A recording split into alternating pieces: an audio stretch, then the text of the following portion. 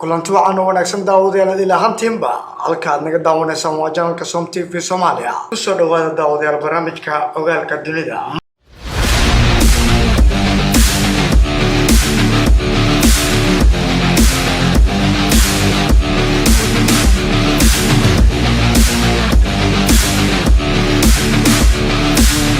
markii aad soo gasho internetka sida caadiga ah waxaad furataa baraha bulshada sida Facebook Twitter ama YouTube ama waxaad wax ka raadisaa aaladaha wax laga baaro sida Google-ka marka qaarna waxaad wax ka iibsataa suuqyada online-ka sida Amazon, eBay, Alibaba iyo wixii la midka laakiin weli ma maqashay internetka madow ama deep web caalam weyn oo ku dhex qarsoon internetka aanu adeegsano maalin walba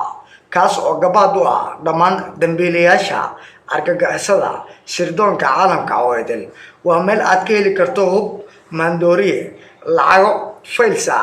iyo kuwa rasmi ah akoono bangiyo oo la soo jabsaday iyo xataa xubnaha bini'aadanka sida kiliyo beer indho iyo waxyaabo aad malaysan karin oo idin haddii aan si kale ku dhaho waa meel aad wax waliba aad ku fikiraysay aad ka heli karto haddana sidaas ay tahay one click ama hal taabasho ayaa dhici karta in ay soo afjarto noloshaada oo idil haddaba muxuu yahay deep web xagee ka yimid yaa maamula sidee soo shaqeeya haddaba daawada warbixintan oo dhameystiran muuqaalkan ayaan kugula wadaagi doonaa fadlan channelka subscribe inoo sar like iyo share soo kandara aad u mahadsantiin internetka waxa loo kala qaybiyaa laba qaybood oo kala ah surface web iyo deep web surface web waa internetka caadiga ah ee sida joogtada aan ugu isticmaalno shaqooyinkeena waxbarashada wada sheekaysiga wax kala iibsiga iyo raadinta macluumaadka halka deep web uu yahay internet ka ballaaran midka caadiga ah ee aanu adeegsano waxa uu ka kooban yahay 60 god iyo luqyo madow ee adag tahay in aan ogaano waxyaabaha ka dhex socda deep web ama marka si qoto dheer loo sii guda galo loo yaqaano dark web oo Soomaali ahaan noqonaysa internetka madow waa shabakado isku xiran kana kooban kumanaan iyo malaayiin website-yo iyo goobo lagu sheekaysta kuwaasi oo ka qarsoon isticmaalka caadiga ah kaliyana waxa lagu gaari karaa isticmaalada website-yo iyo application u gooni ah waa goob ay ku kulmaan dad ujeedooyin kala duwan leh kuwaasi oo u badan kooxaha falalka guracaan ku shaqeysta sida ka ganacsiga daroogada xubnaha jirka bini'aadanka iyo dhammaan waxyaabaha kale ee sida caadiga ah aan loo kala iibsan karin ka warna haddii aan ku dhaho daawade shabakadan dark web waxa ay ka kooban tahay 90% internetka la isticmaalo dunida oo idin waxa ayna ka qarsoon tahay internetka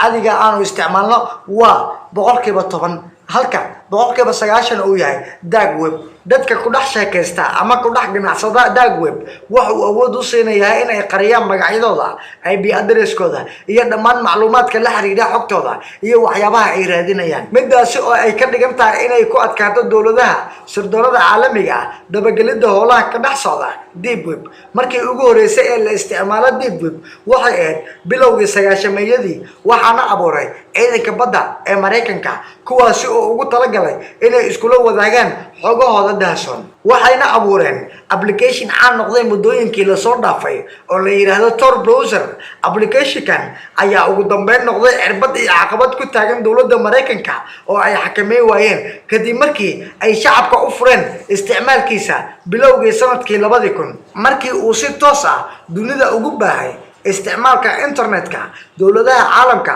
ayaa biloobay inay waqti adag ku bixiyaan la socodka dhaqdhaqaaqa howlaha ay shacabka dalalkooda ka dhex sameeyaan internetka arintaasi ayaa keentay in kooxo badan ay ku dhiiran waayaan in arrimaha qaar ay si toos ah internetka ugu soo bandhigaan ama ay ka dhex raadiyaan kooxaha ka ganacsada hubka daroogada xubnaha jirka bini'aadanka kuwa jabsada bangiyada oo loo yaqaan hackeriska iyo noocyada kale ee shaqooyinka sharci darrada ah ayaa si toos ah xogaha la xiriira shaqadooda ka dhex raadsada shabakadaha caadiga ah ee internetka raadinta goobo qarsoon oo ay ku fulin karaan ka ganacsan karaan kuna wada sheekaysan karaan ayaa sare u qaaday isticmaalka deep web midkaasi ayaa sahlaya in si fudud oo aan magacyadooda iyo xogtooda iyo halka ay joogaan aan lagu ogaan karin ayay kaga dhex shaqaystaan shabakadaha mugdiga ah ee loo yaqaano deep web sanadii 2013 FBI-da Mareykanka ayaa xirtay shabakad la dhihi jiray Silk Road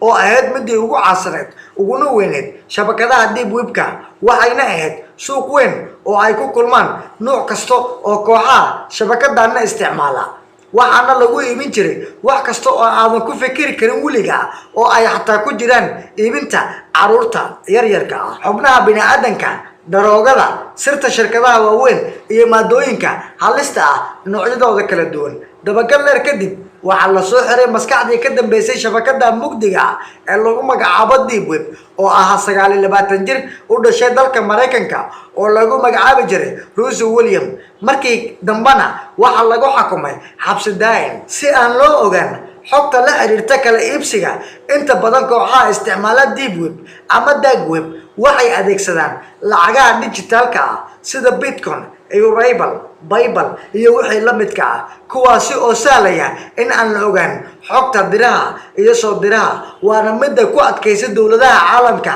in ay si toos ah u dabagalaan. bishii November 2020 FBI-da Mareykanka ayaa gacanta ku dhigtay Bitcoin qiimihiisu gaaraya $1 bilyan oo dollarka Mareykanka ah oo loo adeegsanayay suuqyada shabakadan. maalmo yar ka hor 10kii January ee sanadan 2021 booliska Jarmalka oo kaashanaya FBI-da Mareykanka, Australia iyo booliska Yurub ayaa magaalada Outerbourg oo ah waqooyiga Jarmalka ku qabtay nin u dhashay dalka Australia oo muddo lagu raad joogay. ninkan ayaa lahaa shabakadaha lagu dhex iibiyo lacagaha madow, kaararka bangiga oo been abuur ah, taleefano aan raadraac lahayn iyo daroogada. waxaana markii la xirayay uu haystay lacag gaaraysa 140 milyan oo euro. sidoo kalena waxaa la damiyay ku dhawaad 20 server oo uu ku maamulayay shabakadan, kuwaasi oo kala yaalay dalalka Ukraine iyo Moldova. warbixin uu soo saaray bangiga adduunka sanadka markuu ahaa 2019 ayaa lagu sheegay isticmaalka lacagaha Bitcoin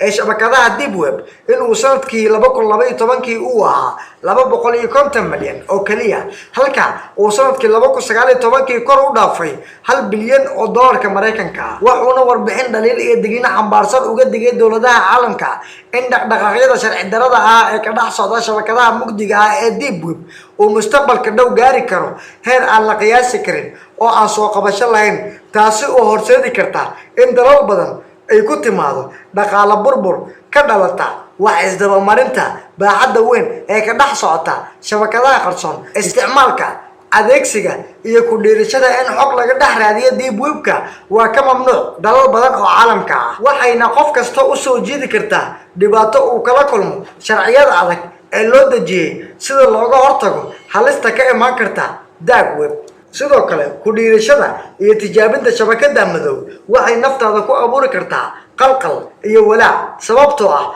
waxyaabaha lagu dhex iibinayo waxyaabaha aysan indhaha bini'aadanka u dul qaadan karin. ugu dambeynna waxay ku geyn karaan inay ku dhex geeyaan badweyn hirar mugdi ah leh aadan sinaba ugu dhex bixi karin. aad baad u mahadsantihiin daawadayaal lahantiinba. halkaas ayaan kusoo gabagabaynaynaa warbixintii koobneed aan idinkaga soo diyaariyey shabakada qarsoon ee halista ah ee loo yaqaano Dark Web. barnaamijka waxaa idin daadahinaya anigoo ah Daadir Carab. waxaa ka daawanaysaan janaalka Som TV.